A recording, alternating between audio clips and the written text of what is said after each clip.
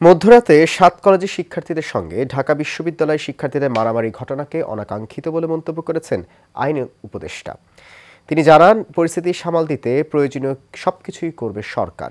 এদিকে সংঘর্ষ কিংবা রাস্তা অবরোধ করে আন্দোলন না করতে শিক্ষার্থীদের প্রতি আহ্বান জানান স্বরাষ্ট্র উপদেষ্টা। সচিবালয়ে কোর কমিটির বৈঠক শেষে এসব কথা বলেন তারা। বিস্তারিত নূর মোহাম্মদ ভূঁইয়ার রিপোর্টে। যে শিক্ষার্থীদের আন্দোলনে নতুন বাংলাদেশের সৃষ্টি হলো, এখন তাদের আন্দোলনে অনেক জায়গায় অশান্তি ছড়াচ্ছে।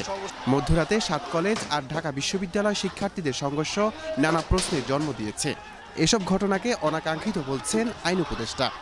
এগুলি তো অনাকাঙ্ক্ষিত, এগুলি অ্যাভয়েড করার জন্য আমাদেরকে আরো বেশি উদ্যোগ নেওয়ার আমরা চেষ্টা করব।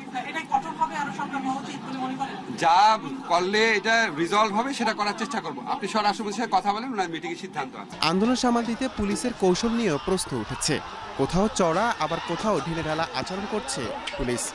স্বরাষ্ট্র উপদেষ্টার দাবি, সব পরিস্থিতি পুলিশ ধৈর্য সহকারে নিয়ন্ত্রণ করছে। সবাইকে ধৈর্যের সাথে আমাদের এইগুলি মোকাবেলা করতে হবে। এই ক্ষেত্রে আমরা আইন শৃঙ্খলা বাহিনীরও বলছি, আমরা আপনাদেরও আইন শৃঙ্খলা বাহিনীকে বলছি তারা ধৈর্যের ধারে সাথে জিনিসটা মোকাবেলা করার জন্য। এবং আমাদের ছাত্র ভাইদেরও আমরা অনুরোধ করব প্রত্যেকটা জিনিস একটু ধৈর্যের সাথে এবং আলোচনার মাধ্যমে যেন সমস্যাটা সমাধান হয়, ওই দিকে যেতে হবে। দাবি আদায়ে জনভোগান্তি সৃষ্টি না করতে সবার প্রতি আহ্বান জানান তিনি।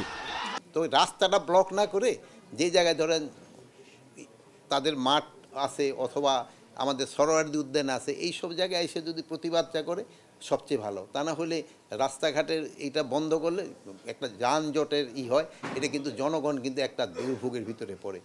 এছাড়া আইন শৃঙ্খলা পরিস্থিতি আরো উন্নত করার চেষ্টা চলছে বলেও জানান স্বরাষ্ট্র উপদেষ্টা।